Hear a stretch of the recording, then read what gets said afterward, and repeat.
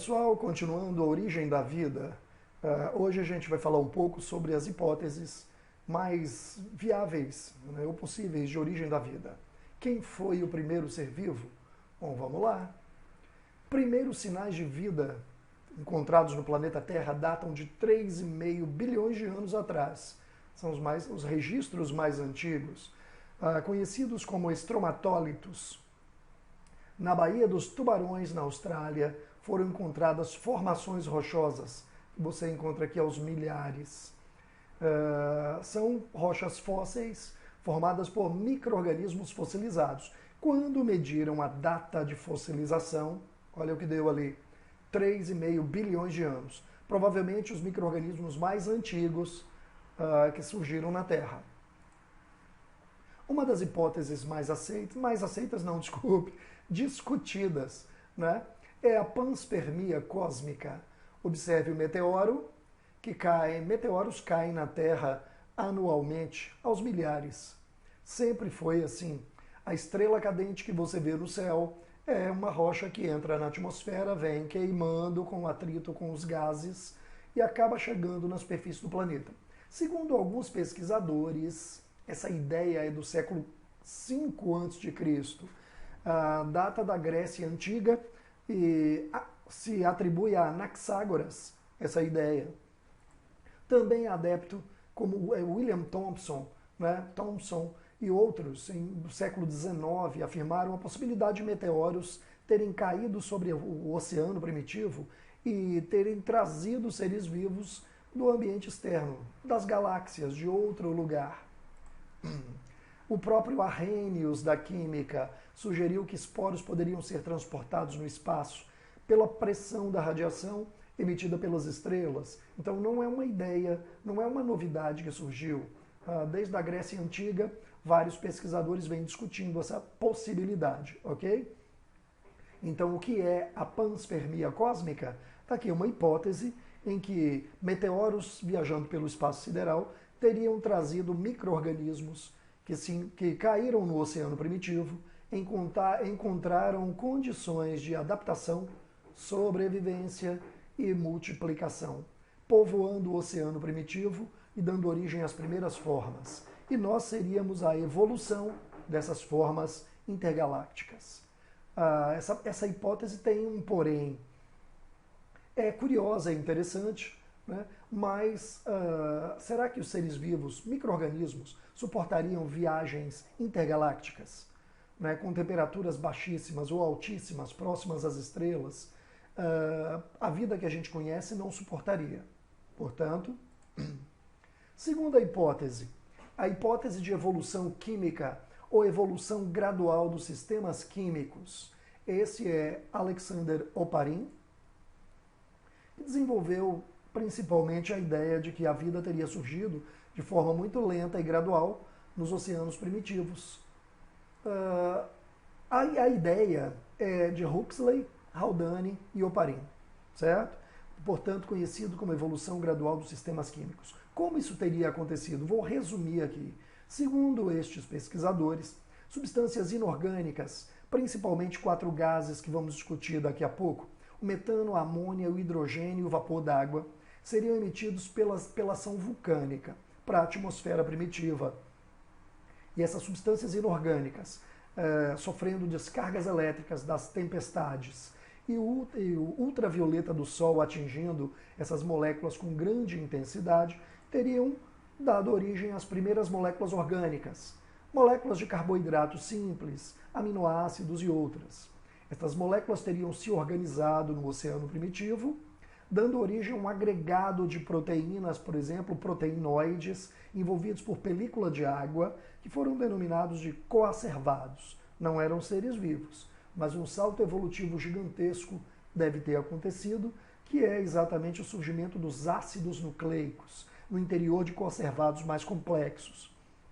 Então, as primeiras células vivas primitivas, procariontes heterotróficas, teriam surgido nesse oceano primitivo. Por isso a hipótese recebe o nome de hipótese heterotrófica, porque as primeiras células vivas seriam heterótrofas, não produziriam seu próprio alimento e absorveriam moléculas orgânicas disponíveis no ambiente naquele período. A questão do Enem traz exatamente essa discussão. Observe. A busca de evidências da existência da vida em outros planetas conduz o ser humano à análise das condições iniciais da Terra. Diante dos conhecimentos atuais, também propostos por Oparin e Haldane, relacionados à primeira forma de vida existente na Terra e as condições da sua atmosfera primitiva, pode-se inferir que os primeiros seres vivos possuíam um modo de vida autotrófico. Bom, se a hipótese é heterotrófica, como é que o modo de vida era autótrofo? Habilitando uma atmosfera redutora, diferente da atmosfera atual. Letra B. Autotrófico, sobrevivendo de uma atmosfera rica em gases complexos, tais como metano e gás carbônico. Heterotrófico anaeróbio. Lembre-se que o oxigênio molecular, O2, respirável, não existia ainda no início dos tempos. Habitando uma atmosfera redutora, ou seja, sem oxigênio molecular, possivelmente devido à combinação de oxigênio com outros elementos químicos, formando determinados compostos. Letra D. Modo de vida heterotrófico anaeróbico, habitando uma atmosfera oxidante, semelhante às condições atuais da atmosfera terrestre. Observe que anaeróbio, atmosfera oxidante, a atmosfera oxidante é com presença de oxigênio. Como é que era oxidante e anaeróbico ao mesmo tempo? Porém, heterotrófico, letra E, aeróbico, sobrevivendo em uma atmosfera altamente oxidante. Gabarito da questão, letra C, né? O modo de vida das primeiras formas de vida do planeta primitivo, segundo Oparin e Haldane, né?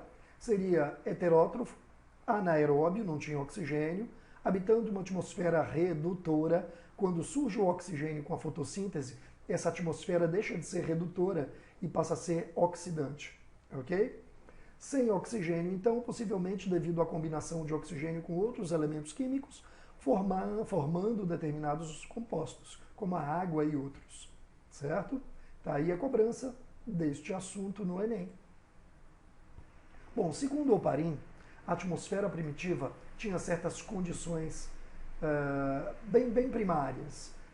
Na verdade, essa condição aqui não foi proposta por Oparin, mas essa é uma dedução atual. Em torno de 80% de CO2, 10% de metano, 5% de monóxido de carbono e 5% de nitrogênio ou amônia. Seria uma atmosfera básica, né? Atmosfera secundária, vamos dizer assim, porque a primária era hélio e hidrogênio. Então, a matéria da vida pode ter se formado inicialmente por geração espontânea, inclusive por abiogênese, como dissemos na aula anterior, né? Por conta de que não existiam seres vivos e as primeiras formas vivas deveriam ser a recombinação de moléculas inorgânicas pré-existentes. Segundo Oparin, sistemas isolados no oceano primitivo, na atmosfera eletrizada com um período de chuvas gigantesco, com descargas elétricas, tempestades, né? O ultravioleta do Sol castigando a atmosfera e a superfície do planeta. Então, essa atmosfera permitiu a recombinação de 4 gases.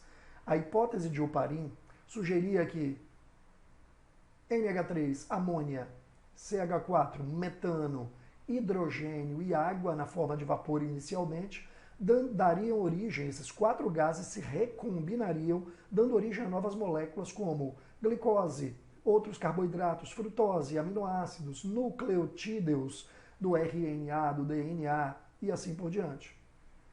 Chuvas trariam essas moléculas para a superfície do planeta e o acúmulo dessas moléculas no oceano primitivo, né, permitiria novas recombinações, dando origem a um verdadeiro caldo orgânico. O oceano, nesse período, segundo Oparin, seria uma sopa orgânica. Água e muita matéria orgânica dissolvida, orgânica e inorgânica. Um ambiente propício para novas recombinações, né? Aglomerados de proteinoides envolvidos por películas de água dariam origem aos coacervados, que não eram células.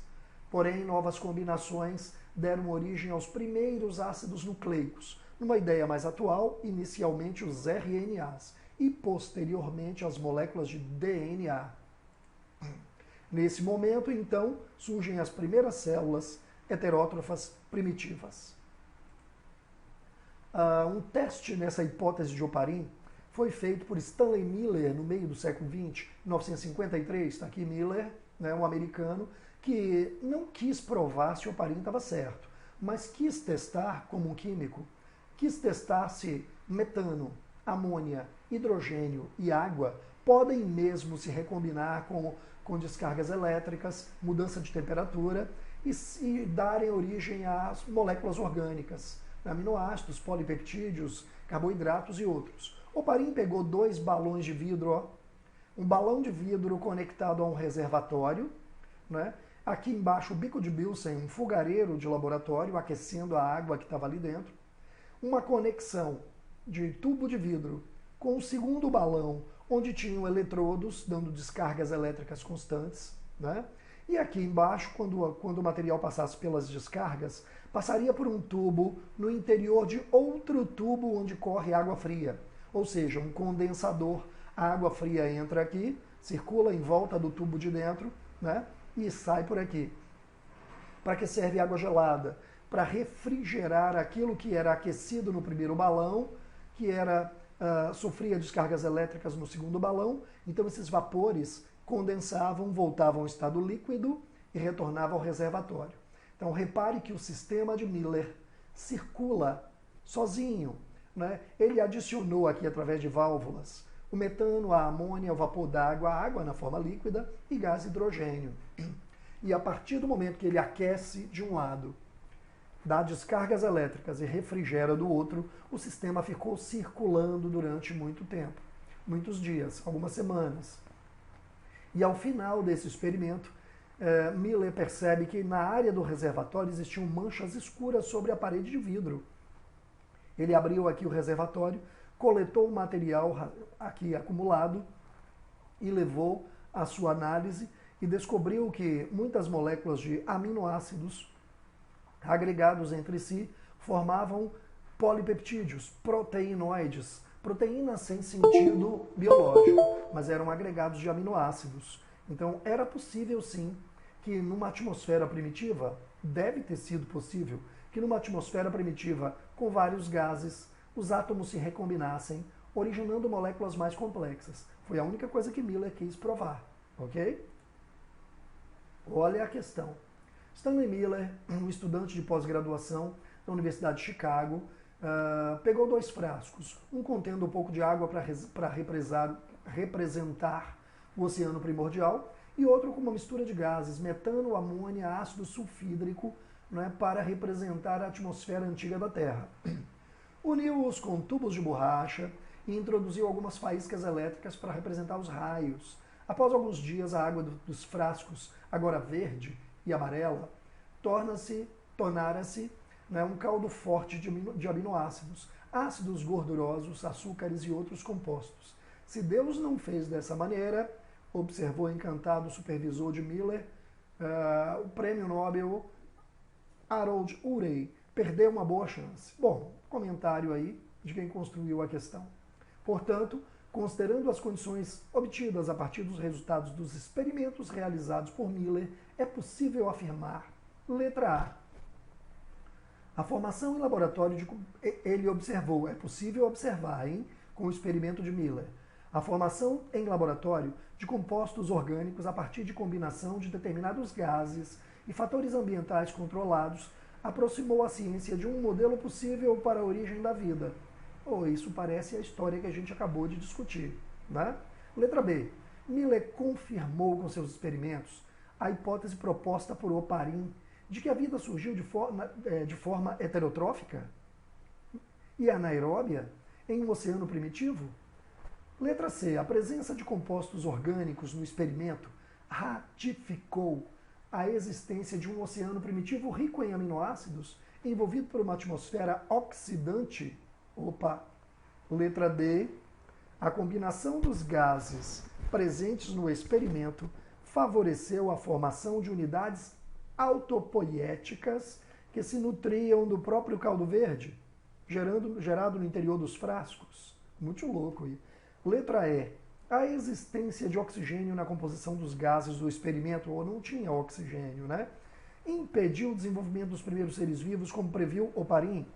Peraí então. A única frase que faz sentido em relação aos experimentos de Oparin é possível afirmar que a formação em laboratório de moléculas orgânicas a partir de moléculas inorgânicas e fatores ambientais, ou seja, temperatura elevada, descargas elétricas, né? Condensação, portanto, deu origem às primeiras moléculas que deram origem aos primeiros seres vivos. Então está aí a questão envolvendo exatamente a ideia de Oparin, a hipótese heterotrófica. Experimento de Sidney Fox. Fox aqueceu aminoácidos secos, né, e percebeu que eles reagiam entre si, fazendo ligações peptídicas, e a polimerização por desidratação. É uma síntese por desidratação, né, a união dos aminoácidos. Sai a hidroxila de um aminoácido, do radical ácido de um aminoácido, sai o hidrogênio do radical amina e eles se unem. Portanto, água como resto de reação. Sidney Fox realizou experimentos, né, em água salgada também e notou um agregado de proteínas em água salgada, que ele denominou microesferas. São protobiontes primitivos. Tá aí, né? Também um experimento que mostra que isso poderia ter acontecido no oceano primitivo. Fechando a hipótese heterotrófica, com novas descobertas das arqueobactérias extremófilas, né? Bactérias que vivem em ambientes extremamente ácidos, extremamente quentes, extremamente frios e assim por diante, de pressão elevada. Portanto, em 1977, essas bactérias foram descobertas em grande profundidade, numa região de ação vulcânica. Portanto, a descoberta desse tipo de micro-organismo que não absorve alimento, não precisa de alimento orgânico, ela realiza a produção do próprio alimento. A ocorrência da quimiossíntese, usando moléculas ou reações inorgânicas, as arqueobactérias ou arqueias conseguem produzir o próprio alimento. Nessas condições, permitiu a discussão sobre o metabolismo dos primeiros seres vivos.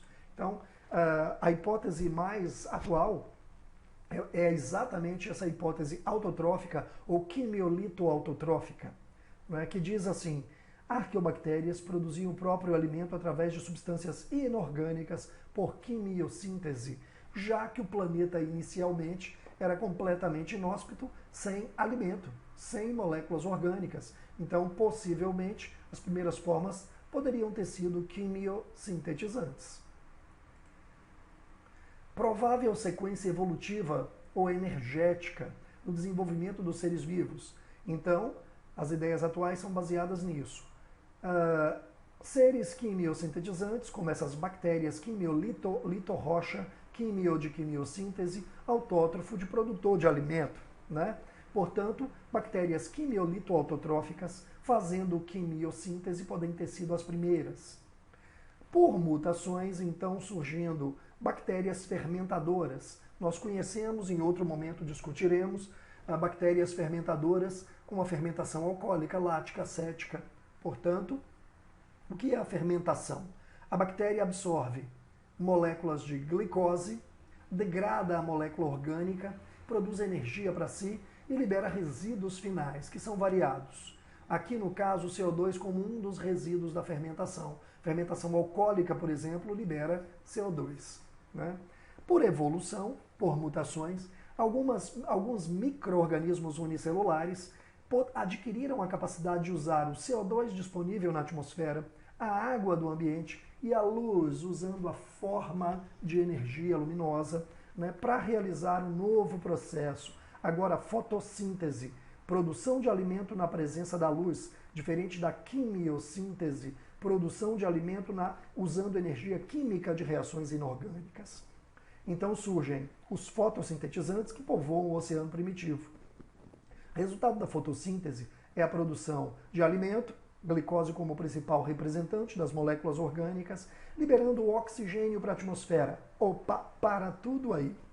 Somente a partir daqui, Quando surgem os fotossintetizantes, então seres autótrofos capazes de fazer fotossíntese, porque autótrofos no início já existiam, quimiolito-autotróficos, mas não liberando o oxigênio para a atmosfera. Surge o oxigênio molecular na atmosfera.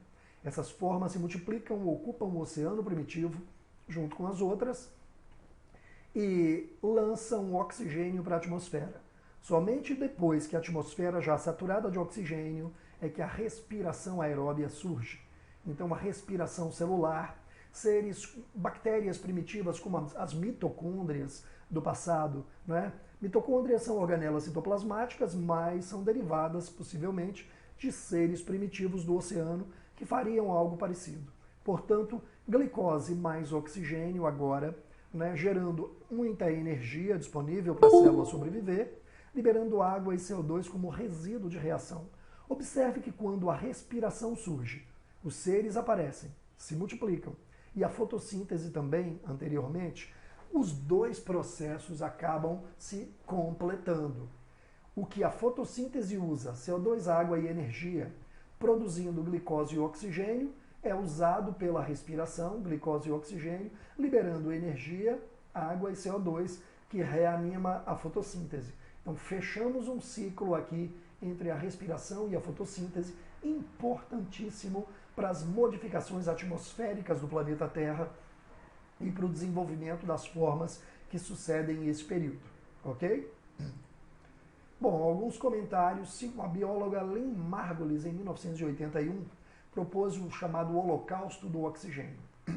Então, quando, no slide anterior, a gente fala do surgimento do oxigênio, a saturação da atmosfera aconteceu. E o oxigênio em taxas elevadas é tóxico para muitos seres vivos. E possivelmente a grande maioria das espécies que viviam sobre as águas foi extinta. Um verdadeiro holocausto pela presença do oxigênio. Uma atmosfera que era redutora agora se transforma numa atmosfera oxidante. Isso provocou a morte da grande maioria das espécies.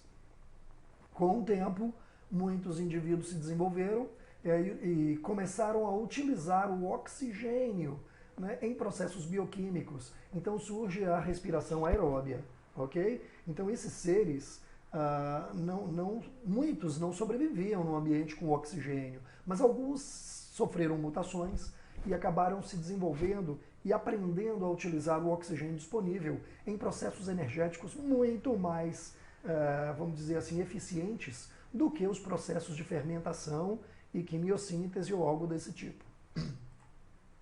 Aqui nós temos a imagem de uma maçã verde cortada. O corte da esquerda foi feito há mais tempo. Exposto ao oxigênio da atmosfera, repare a oxidação que acontece aqui, como degrada. E esse corte é mais recente. Então a presença do oxigênio, do O2, traz impactos ecológicos e impactos evolutivos nos seres vivos. Impactos ecológicos. O oceano absorve muito oxigênio, considerado o sumidouro de oxigênio. A atmosfera se torna oxidativa ou oxidante, né, que aumenta a capacidade de degradação de moléculas orgânicas. E surge por recombinação, então, a camada de ozônio na atmosfera primitiva, que foi extremamente benéfica, porque ela reflete de volta para o espaço sideral o ultravioleta que chegava aqui embaixo com grande intensidade. E esses raios ultravioletas são degradam as moléculas orgânicas. Então é incompatível com o desenvolvimento dos seres vivos. O ultravioleta intenso é incompatível. Impactos evolutivos. Bom, lógico que houve uma mortandade gigantesca com o surgimento do oxigênio na atmosfera, então um verdadeiro holocausto aconteceu. As vias aeróbicas da respiração aeróbica, né, ou aeróbia, se desenvolveram, portanto, muito mais energia para aquelas células novas agora, podendo se desenvolver. Quanto mais energia, mais complexas elas poderiam se tornar. Então, a disponibilidade de energia foi importante. E só as vias aeróbias são mais eficientes do que as anaeróbias. Formação, então, também de radicais livres à base de oxigênio e hidrogênio, que são perigosos, né? Destroem moléculas orgânicas, causam lesões na molécula de DNA e alterações nas membranas celulares. E a colonização terrestre, a partir da camada de ozônio que surgiu, isso provocou uma grande mudança ambiental e os seres que viviam inicialmente só no oceano puderam colonizar os ambientes fora do oceano, nos continentes, ou no continente primitivo, como a Pangeia ou algo desse tipo. Existe uma hipótese que completa toda essa ideia, que é a hipótese endossimbiótica ou simbiogênica. Né? O surgimento do oxigênio transforma a atmosfera, ok.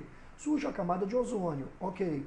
As formas vivas, então, ocupam o ambiente terrestre, certo? A atmosfera inicial era redutora, né? Livre de oxigênio e nitrogênio, porém rica em hidrogênio. Mas a partir do momento que surge o O2, ela se torna oxidante. Nessas condições, restam aos anaeróbios a extinção, como a gente colocou, né? E a ocupação dos ambientes sem oxigênio. Portanto, a simbiose, a simbiose com os aeróbios aconteceu, segundo Lynn Margulis. Mitocôndrias e plastos se desenvolveram, essas formas respiradoras, depois, fazendo simbiose com as primeiras células heterotróficas, acabaram dando origem às organelas especializadas da fotossíntese e da respiração.